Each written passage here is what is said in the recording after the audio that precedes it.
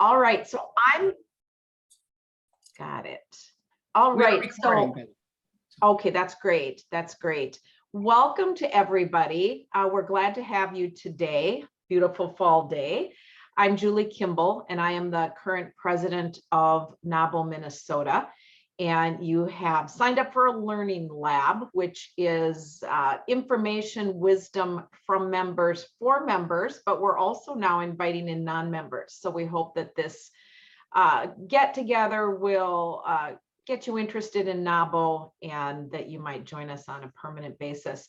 And I have the absolute pleasure today to introduce Mary Quist-Newens, who I think the world of. She is a former president emeritus of NAWBO. She has won awards from NAWBO. I'm going to look just to make sure. She's also won so many other awards, Women Who Lead from the Minnesota Business Magazine. And she's been recognized by the Minnesota Business Journal, Top Women in Finance, National Woman of the Year in Insurance and Financial Services. And so she was such a rock star president, and you could understand her passion for women and her passion in her own business just watching her, and the attention to detail, the dotting of I's and crossing of T's. And I just think now she's going to talk to us about women, men, and money and the risk factors that we face at women. There's just such credibility in the way she goes about her business that I would take advice from her all day long. So I am so excited to hear what she has to say today. She is the founder, executive director, and the president of MoneyWeave Academy. She's a certified financial planner. She holds 2 master's degrees, lots of letters after her name, including financial planning designations, which many of you know are pretty hard to get, with more than 30 years of experience. So we're just going to turn it over to you so as not to take much more time and just be sponges, absorb all that you have for us. So thank you for doing this. Oh, Julie, well, thank you for an amazing introduction. I hope I can even try to come close to living up to it. And it is just so great to be here. I just have such a deep passion for NAWBO and for women business owners. And this is something that I'm so happy to have been asked to participate today. And I hope you'll find some things that really stick with you. And I want to just give thanks also to the people behind the scenes, Jackie Engmark and Chris Goswiller, who really worked a lot to make this presentation possible for all of you and to help make sure it goes as smoothly as it possibly can. So there's just a couple of housekeeping items here. Since we're a class, we're going to put everybody on audio and video mute. And that just means that we can't see you and we can't hear you, but we know that you're there. And by doing so, you can feel free to walk around, have your lunch, and it's not going to bother us a bit. So sit back and relax. And we also have quite a few slides that we're going to go through today. We'll provide a copy of most of those slides or select slides for you later. Get those to Jackie so that she can share those with you and give you something more tangible to leave today with. So great to be here. And we'll save about 10 to 15 minutes of questions at the very end. So women, men, and money. Boy, this is a subject that's near and dear to my heart. And as we look at this, of course, the next slide will tell you that having been in the securities industry for so many years, 30 years, I'm always thinking about legal risk. So our attorneys on our board really do insist that we have our disclaimer up front. So anyway, there's the disclaimer. Today, the next slide, we look at really what I hope to accomplish today through our time together. And that's to give all of you, hi, Mary Nutting, all of you greater confidence, clarity, and control. And I'm confident that we will be able to do that confidence, clarity, and control when it comes to money. And that's something that all of us need. And we're all on a different journey in terms of where we are. So this is part of my goal for today. And I have a real passion for making money work better. And so that money really has to come down to the next slide. I ran across this statement from Mark Nepo, and I'll just hold up his book here. If you write something down, write this book down. It's a treasure trove. And Mark Nepo is a philosopher and poet, and he has this book called The Book of Awakening. And there's a series of daily meditations in here. And most days I'm able to take a meditation out, and it really is helpful for me. But on March 4th, I came across this statement that he said, and that is, the only true purpose of money is to help make love work.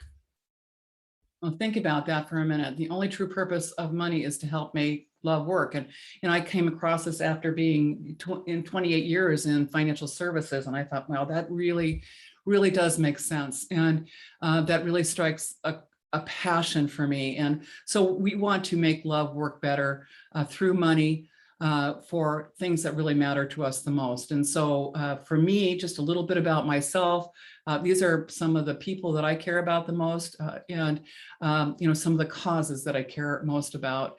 And I'm really working to live my legacy of love through time, talent, and treasure for all of these and more. I've got wonderful friends, and you'll see that NAWBO I put there on the screen. The Hall of Fame is going to be just an incredible event. I'm so happy to see the board having moved in such a positive way to make this even better than it's ever been. And it's going to be great this year. It's in a couple of weeks, so make sure you sign up.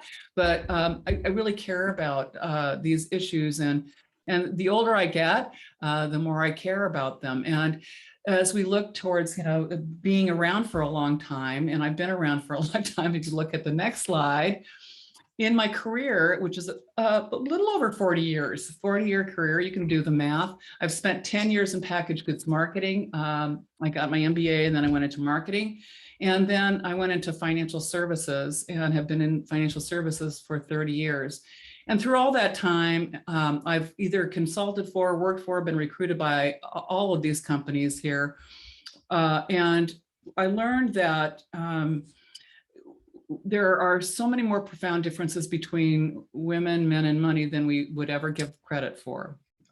And there has so much opportunity for us as women, and to help each other, and to grow financially, and to grow our financial capacity so we can give more to other people. So the big thing in the middle is this book I wrote called Women and Money, Matters of Trust. It was for a class that when I was a professor at the American College that I wrote.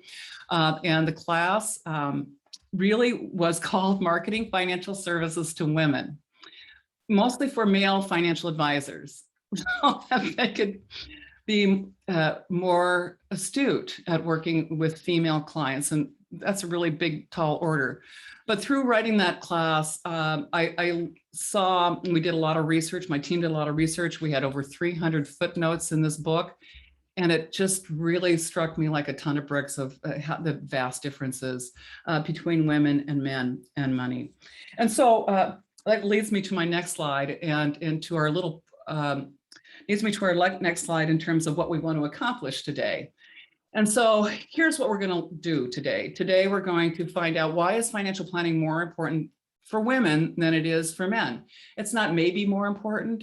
It is more important for women than it is for men, and I'll talk about why. How does the financial services industry do in serving females? Who, what, and why are MoneyWeave Academy? What are the most important things that you should do right now? We'll boil it down to a few simple action steps, no matter where you are in your journey, that you can do right now to take away and become more confident, clear, and have greater financial control. And last, we'll just wrap everything up with an action or resource summary, so you have some tools to take with you to take better action. So that's what we're going to accomplish. So let's talk about women and money and gender. So let's take a little poll. We have a little poll to, you're not just going to be able to sit back and relax the whole time. We do have a poll. If we could see that, Chris, now, and we're going to see, what are your guys' thoughts about women and money? Money and gender. I'll give you about 30 seconds to read and to answer these questions.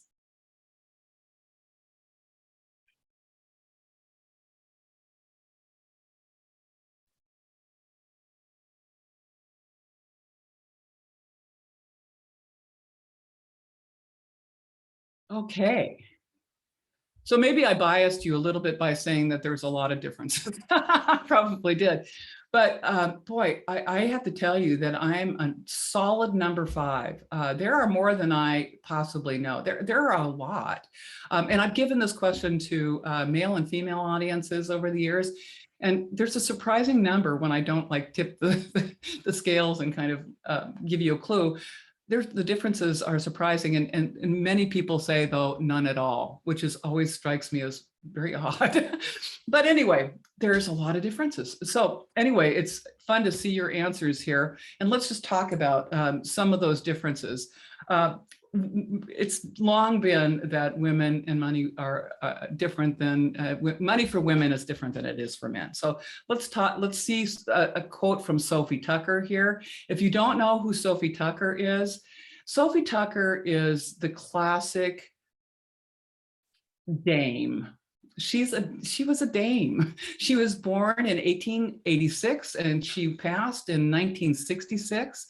She was a Russian Jewish immigrant who came from poverty. And she spent a very successful year as career, I should say, as a comedian. And she is wonderful. If you get any chance to look up Sophie Tucker, check her out. Check out her images. And we're sharing this one image here. But, I'll let you read that quote. I'm in the over 55 group, and I can tell you that she's right. And just last thing, just check out her ring. Her ring on her left hand is just fabulous. Anyway, from, in the mid 30s, mid 40s to today, these are universal truths, no matter who you are. These are absolute truths when it comes to women and money. So let's look a little bit more closely at the differences between women and money. And there's 2 big categories or a paradox that I like to talk about. And that is, there's a paradox between women and money. And that is, on the good news side, women-owned wealth in this country is about $11 trillion. That's a big number. And when you think about it, in 1911, women couldn't own wealth in all 50 states, couldn't enter into contracts in all 50 states. And in some states, women were still considered property of their husband. So this is just a little over 100 years ago. So the fact that we now own roughly 1/3 to 40% of the nation's wealth is pretty remarkable. Of course, we have to look at, and we're in the wine colored boxes here, but then of course we have to look at, male-owned wealth, and you can see that it's significantly greater than is that for women. So good news, kind of bad news, but the really positive news is that since the mid 80s, women have been outnumbering men in those getting their college degrees, and more than 60%, really close to 70% of those that have their master's degrees are female, and we're at parity with those that have a doctorate to men. 50% of those, over 50% of those now getting their doctorate, MD, PhD, JD, are now women. So education is an important driver of wealth. On the flip side of the paradox is the not so good news, and that is women in poverty. And let's look at the next slide. Women at all ages are more likely to be poor than our men, significantly more poor. And this is a tragedy that we see across all generations and across virtually all ethnicities. And it's exacerbated for women, most women of color. And so this is part of the not so good news that is often overlooked by the financial services industry. And so it's important that we are aware of poverty. One of the saddest statistics that I've run across is that 3 out of 4 Americans living in poverty over the age of 65 are female. 3 out of 4.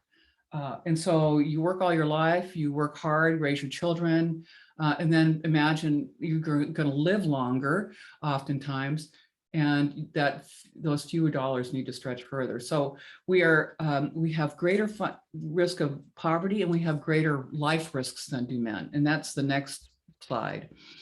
So I'm not going to go through all these risk factors. You can go to the MoneyWeave website and see these risk factors, but there's a couple things that may be surprises to you. They were surprises to me until I did the studies. Women are more likely to become disabled than our men, and we have higher incidences of things like autoimmune diseases, which cause disability. We're more likely to be single during our lifetime. We know that we don't have enough time to do everything we want to do, and we can lack financial confidence. And some of us feel shameful about that because and it's not our fault. I mean, we're not taught this in high school. We're not taught it in junior high. We're not taught it at all, generally. And so lacking financial confidence is very common. We have to often give care to the kids, and sometimes our parents, and sometimes our spouses. So these are risk factors. If we look at the under-earning male peers, that then brings us to the pay gap. And the pay gap is a big risk factor. Most of us know that women in general make about 82 cents on the dollar to the average male in the United States. But if we look at women of color, Native American women, Latino women, Black women, we make far less. And that is a very significant issue we have to deal with. So it doesn't, it really, there's a lot of debate about the pay gap, like, oh, it's women who are more likely to work in pink collar jobs, or we take time out of our working career to pay for kids and to watch children or our parents. Those are some contributing factors. But according to the Institute for Women's Policy Research, when they controlled for those variables, there was still a gap in pay between men and women. So it really has a lifelong consequence. Again, we're going to typically live longer than most men. And so if we look at the consequence over a 40-year career, which is the next slide, it's a pile of money. It's a big, big pile of money. And up on the upper left, you can see for white women, it's about $500,000. But if we look on the other end of the continuum, it's more than $1 million of pay, lost pay, due to the pay gap over a 40-year period. And this should make us all energized to help other women who may not be as fortunate as we are. And that's part of our mission at MoneyWeave Academy. So let's talk about how you feel about the financial services industry. So we've got these risks, we've got these issues, and we have needs that are profound. And so let's talk about the financial services industry and how ready is the financial services industry, the very industry that should be able to help us here. How likely are they to step up and help us? So let's do a little poll. I'll give you again, 30 seconds or so to do this.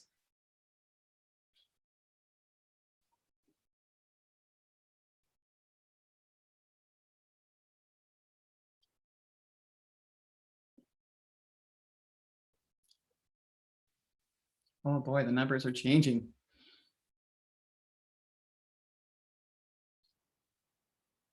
Survey says, we done? Still can get in. Okay, I think we're close to everyone answering. Good job. Okay, so it's really telling here that almost half of you said that you're somewhat dissatisfied or ugh. And that half of you said I'm generally satisfied with the services and providers that I use. And for those of you who are satisfied and happy with the services and providers that you choose to use, that's awesome. And oftentimes we have a very strong relationship to our advisor. So if we have a financial advisor that we trust and we know is trustworthy and has served us well in the past, then that's fantastic. On the other hand, there's opportunity for improvement oftentimes. And as I look at the financial services industry, in my experience, we go to the next slide. And here's the financial services industry. So this article that you see on the left-hand side was the summary of a very massive study done in 2012 by the Boston Consulting Group.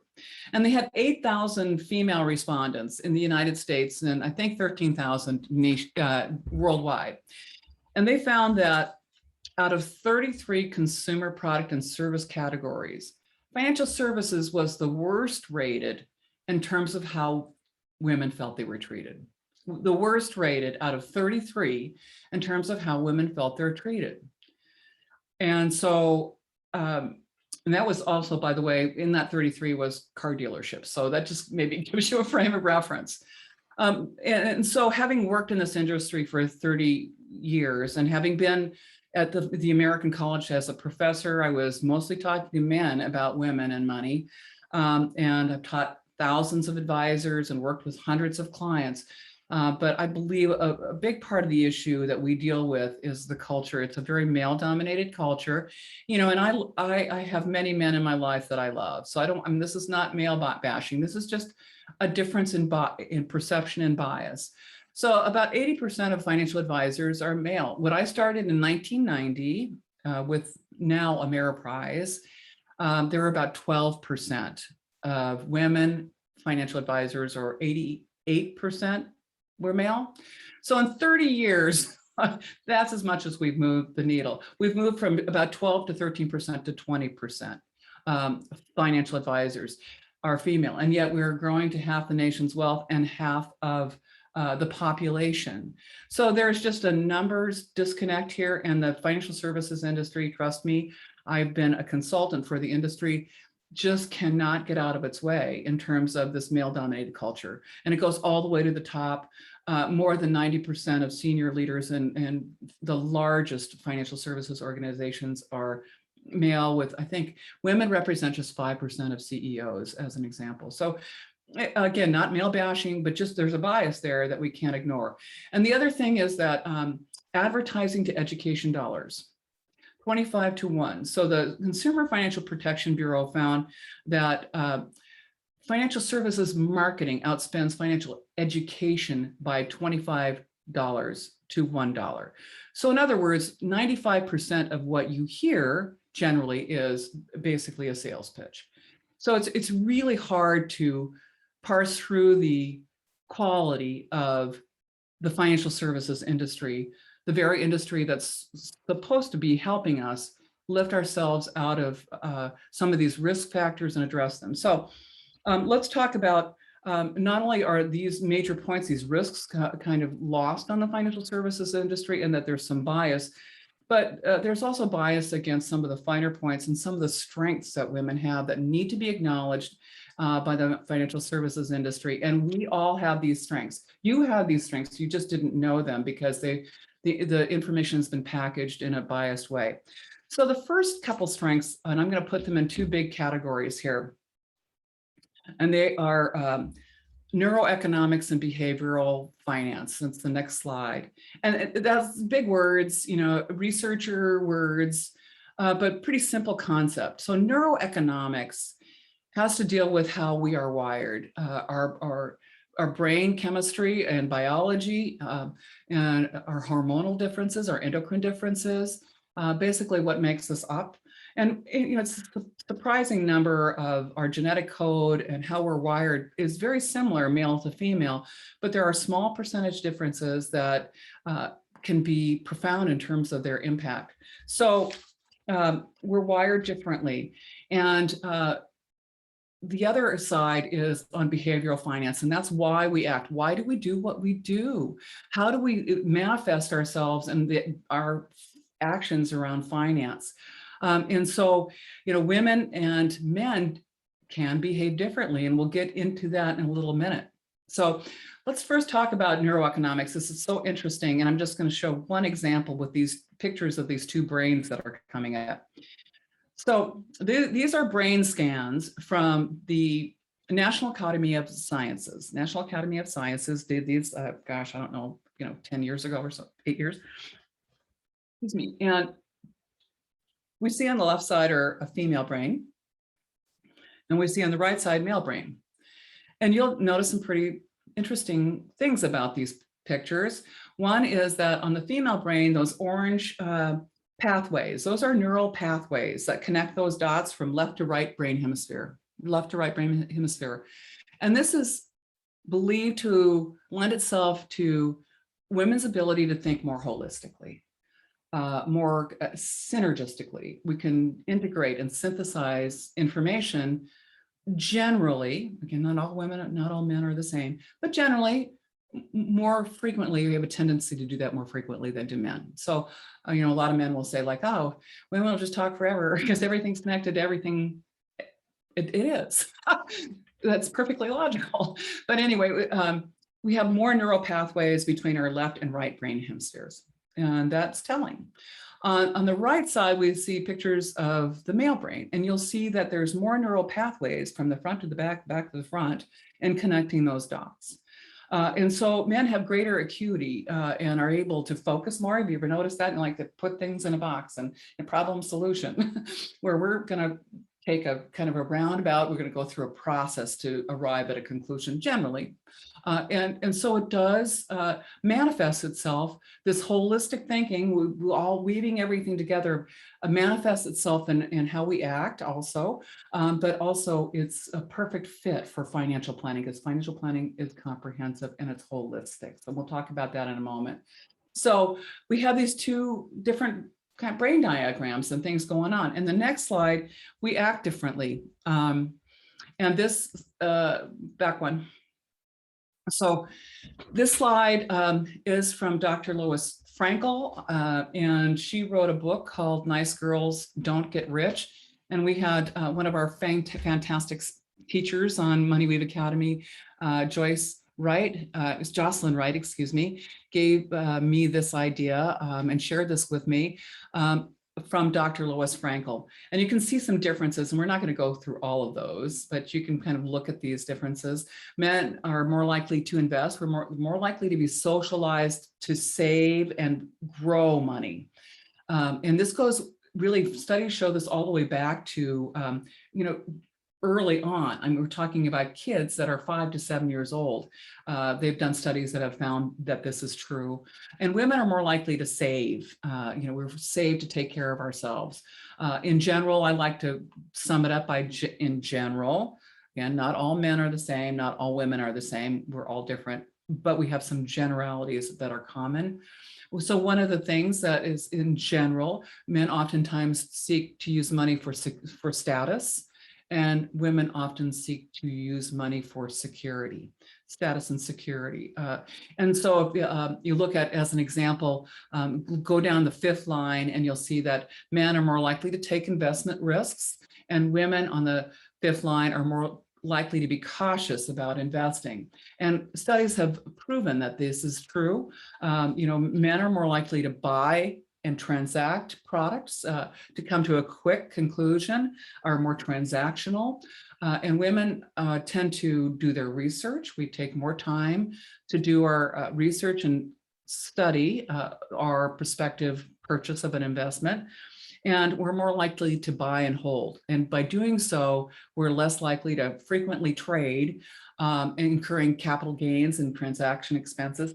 And a academic group of researchers found that, called Barber and Odeon, and they found that in a study that women actually outperformed men in investment returns in their study by a significant margin, by 150 basis points or 1.5%, because they would do their homework and buy and hold for the long term, which are great strategies for investing. So some of these finer points are lost on the financial services industry. And for me, the biggest miss is that women are totally adept and we're wired for financial planning. So let's talk about what financial planning really is, because there's a lot of confusion about what financial planning is.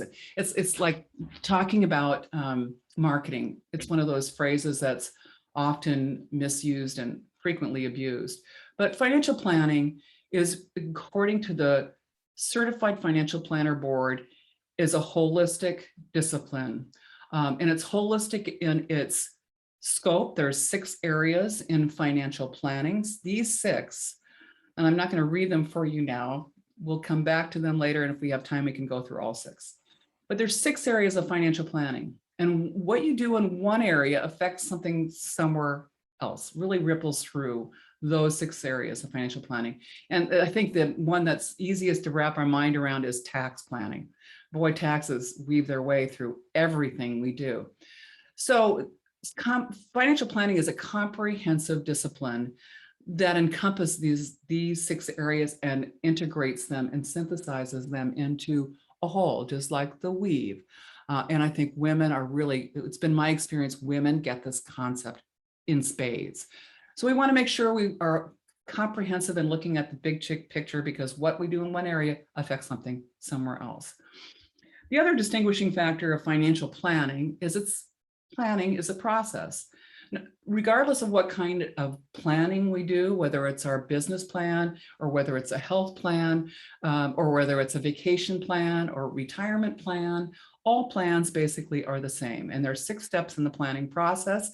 And you can see what they are. They're identifying your needs. You want to gather your data. You want to do your analysis, build strategies, take action, and then monitor your progress ongoing, right?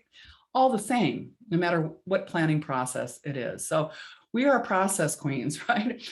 Women have to do all that multitasking. We've got all of that multiple priorities to manage and juggle, and try not to let anything fall through the cracks. So we are process queens. And so financial planning, I believe, because we are integrated thinkers, we think holistically, and we're process queens, is a really superpower that women have that is unacknowledged by many. And all of this led up to the creation of Money Weave Academy.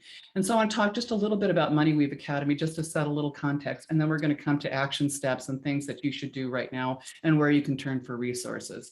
So let's look at Money Weave Academy, and I want to be mindful of my time here. I'll leave enough time for questions at the end. So Money Weave Academy, next slide, is a nonprofit. So we are a 501c3 organization. That means that if you're eligible for tax deductions, meaning you're over a $10,000 single deduction limit, or you expect to incur deductible items in your taxes, more than $10,000 for single people and $20,000 for married filing jointly, then contributions to Money Weave Academy would be tax deductible. I didn't mean to put that pitch in there, but that's what a 501c3 is. And I came to the conclusion that the financial services industry could not work its way out of this box that they've left it, trying to work within it for 30 years or nearly 30 years. I just felt that it couldn't change. To change that culture is a long road, and I was charged with that at the American College of being the professor and also the center director and founding the center there. There's Money Weave Academy came out of this experience. So there's another poll, and we're going to spend a few minutes on this. So can we see the next poll? So just to answer this poll, where are you in terms of your financial planning?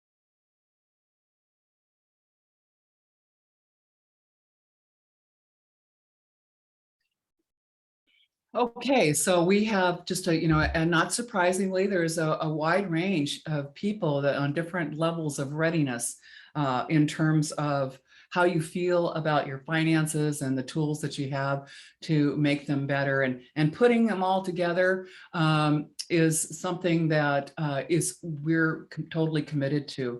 But I'm not surprised by these numbers. Some people are doing, some of the above. And yeah, it looks like maybe over half feel that maybe there was opportunity for more, and look for resources. So let's talk about MoneyWeave a little bit more, and talk about why we exist and what we're really about. Thanks, Chris. So here's really what we're about. We have a mission, and our mission, if you look right in the middle, is to provide trustworthy, comprehensive, competent financial planning education that inspires purposeful decision-making, sound decision-making, purposeful action, and philanthropy. So that's really what our mission is. And our vision, our bigger vision, is that we want to enhance the financial literacy and thus the economic security of American women and girls. And that's what our passion, that's what our heart is really all about. And we'll do that through helping women like you who are business owners, helping women who are professional, who are successful oftentimes, or who are aspiring to be successful in their businesses, be able to grow their financial capacity for themselves and be able to share more of their wealth and abundance with others. And that's really the next slide. My nose, of course, is itching right now. So the next slide here just shows this, if you're familiar with Maslow's hierarchy, that we go through these stages of meeting our basic needs to our safety needs, love and belonging, esteem, and self-actualization. The industry, the financial services industry, that has been my experience, is really concerned more about people at the top. And so we want MoneyWeave to work for all women. And so we do focus our education, like today, on women entrepreneurs, women professionals and executives, because we want these women to grow in their capacity for financial wellness, and to be able to share that to women who are struggling to meet their needs, their basic needs. And from a MoneyWeave perspective, we'll give 20% of our net income to women who are more at the bottom of the pyramid, who we want to be able to lift out of situations that aren't so great. So we're looking at scholarships and those kinds of vehicles to be able to give back. So we want to have our content is a little bit more rigorous and chewy than the basics, like, you need to get out of debt and pay off your credit cards and save 10% of your income, to some of the chewy issues that women business owners face, some that are really unacknowledged and unmet by most of the financial services industry. So that's part of what drives us. And we focus all our content on the 6x6, which is the next slide. And I've already gone through that. So you've seen this before. This is how we organize our content by 6 areas. And then we try to tell you kind of like where in the process are we talking about today. Last but not least, MoneyWeave also is differentiated by our quality of qualified experts. I've seen a lot of financial advisors over the years, literally hundreds of financial advisors. And I've seen the work of literally hundreds of financial advisors firsthand. I've taught thousands of financial advisors in corporate as well as academia. And there is a wide range of competence, let's just say the wide range of competence. At the same time, as someone who's been in this business for a long time, I know personally that I don't know it all. So I want to we rely on content experts at MoneyWeave Academy who meet certain qualifications, and these qualified experts have a clean bill of health. They sign a fiduciary oath. They pledge to disclose information. They are board certified. They're board certified, and that's a key critical distinction. All of our experts are board certified by the Board of Standards for Certified Financial Planners, the AICPA, the American Institute for Certified Public Accountants, or from the ABA, the Minnesota or State Bar Association. So these are all boards that certify this professional meets criteria, that has a rigorous education, experiential background, and are all fiduciaries, meaning the client's best interest always comes first. And so that standard of education and ethics and the fiduciary standard are so important. So all of our content experts have that background.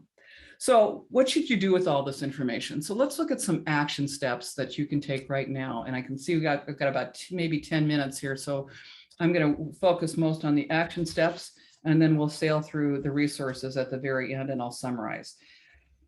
So the action and resources, these are things, if you look at your action steps, the next slide, please. Here are 3 things to do. These are the most important things, and everyone should do this. And again, you'll get a set of slides with these action items, but you can certainly write them down if you'd like. Everyone should really check their financial position to see where you are. I used to call the financial position like the machine that I'm operating right now, driving my car. It's the engine of my car, and it makes everything run. So we'll talk about your financial position, and particularly have an exercise for cash flow.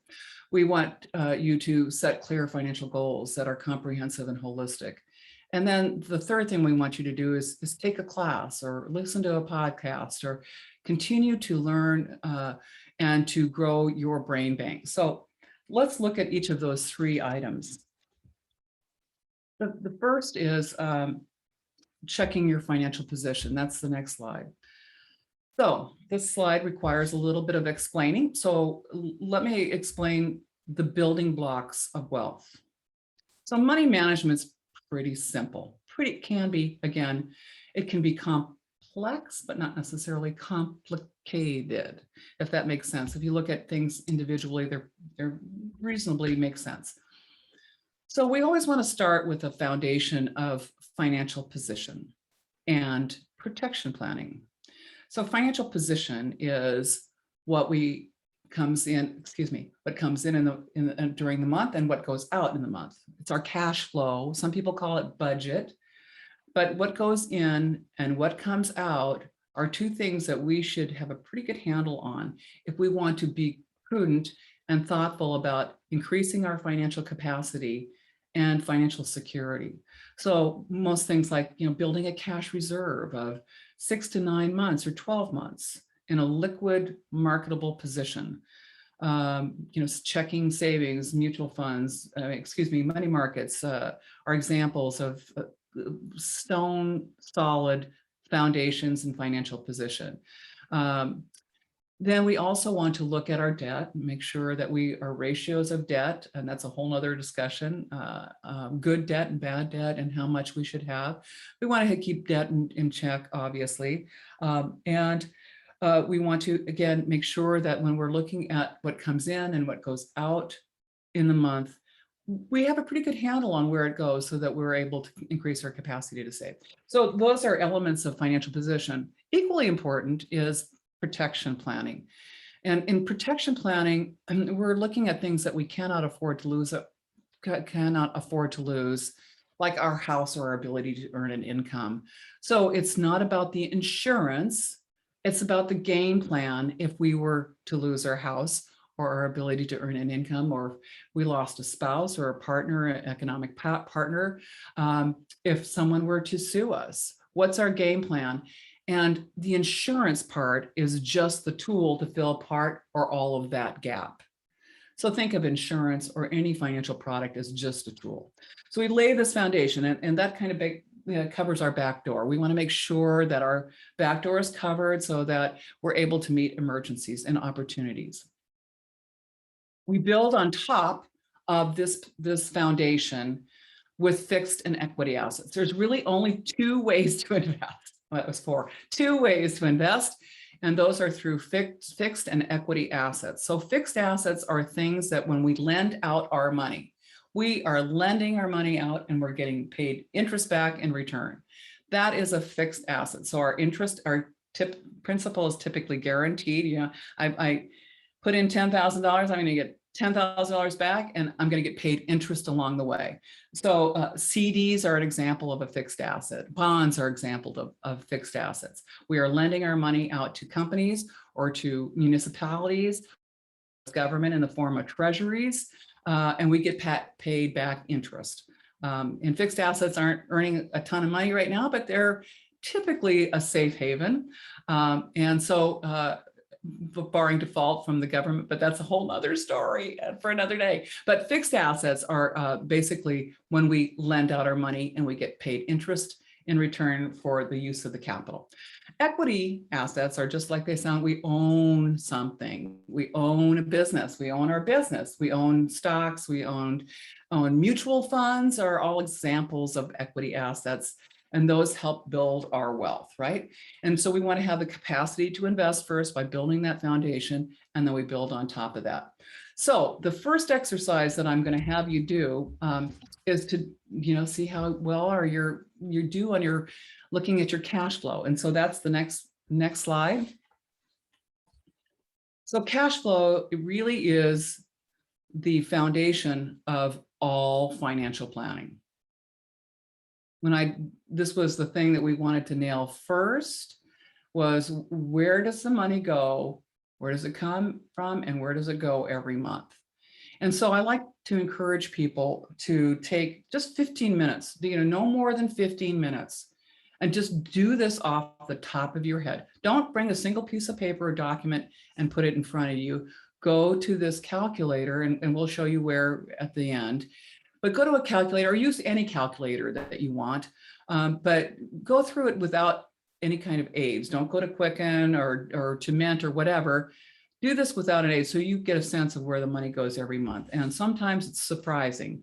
How close did you do? It's important for you to have a handle on your money so that you can be more intentional. So do the budget. That's our cash flow. I hate using the word budget. It sounds really onerous for a lot of people, but do the budget. The next thing we want to do is to set clear goals. And that's our next slide.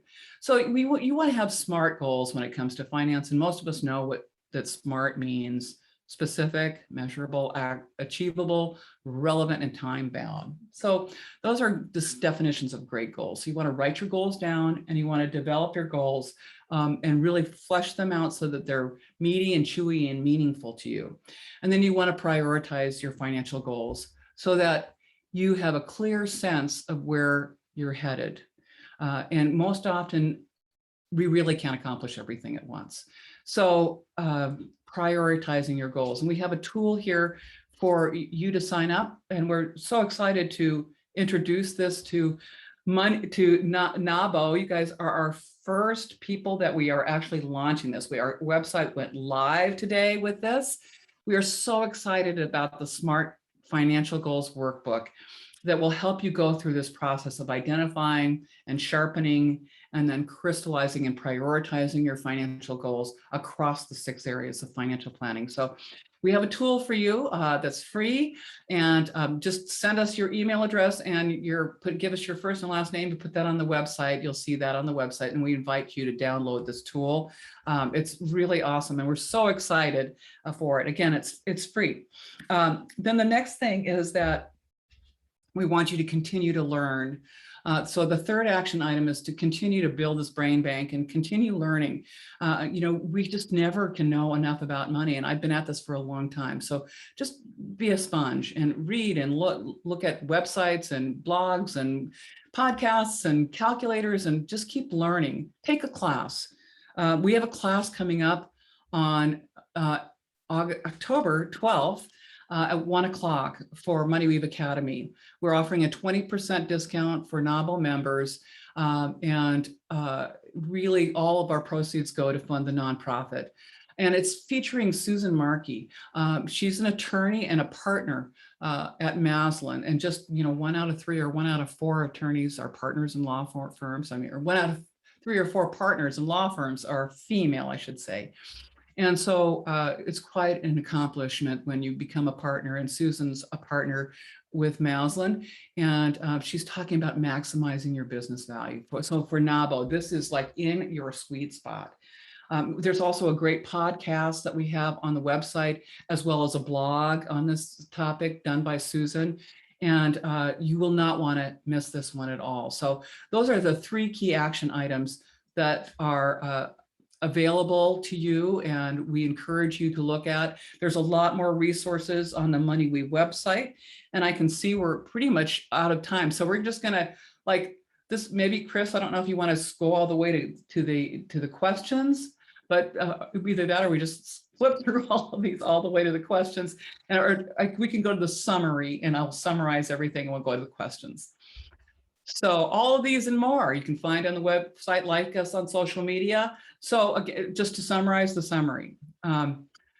Number one, again, check your financial position beginning with that cash flow worksheet and spend no more than 15 minutes on it without any kind of help. Set your smart financial goals. You can use our workbook and take a class. Susan Markey's got a great class coming up. You can look at more resources on moneyweave.org and think about supporting women and financial literacy. It's so important. Women actually do score worse than men do on financial literacy, and that's not saying a lot. Studies show that most people actually fail oftentimes basic financial literacy tests. So those are our action items, and I hope you found this time to be meaningful and fun and informative, and we went through a lot, and I'll look forward to your questions. Do we have questions? Chris in the chat box. Lots of questions I see. Okay.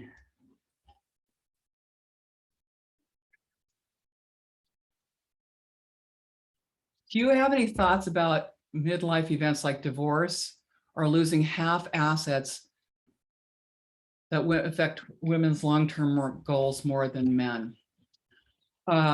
You know, I have to say, and it's hard for me to see both the questions and the screen at the same time. Anyway, so yes, divorce affects women at significantly more.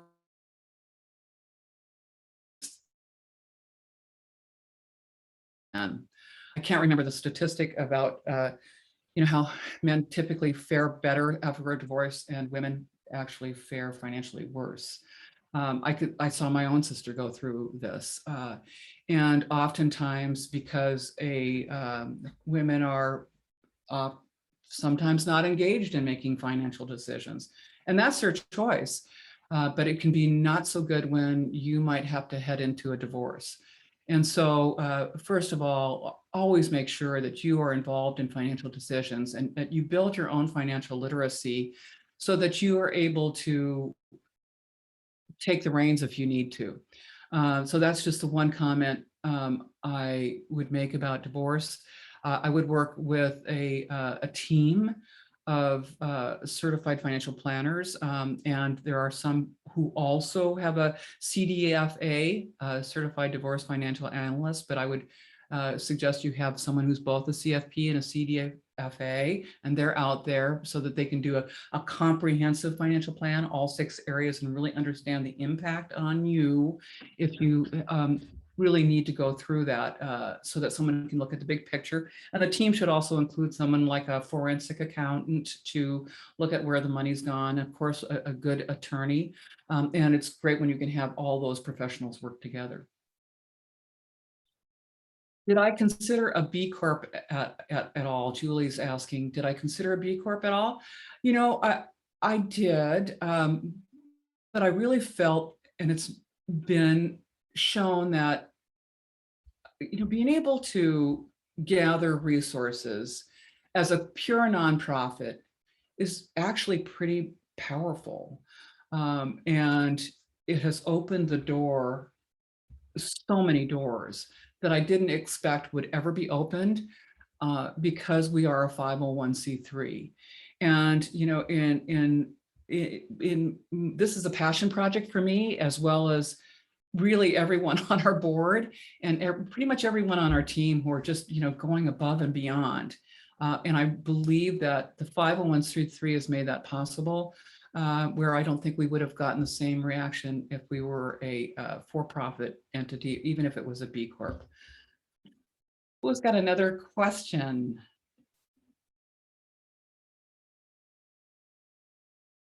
I'm going to go back to my screen if I can find it. If I can see you guys.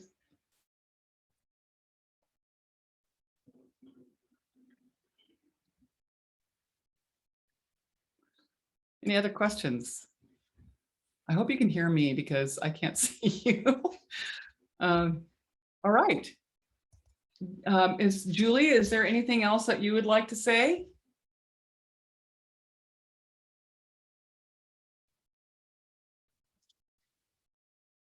Julie's muted. I don't care, Chris. Oh, like I said, my husband would just love that button. I just want to thank you. And I did send a note where I was on your website.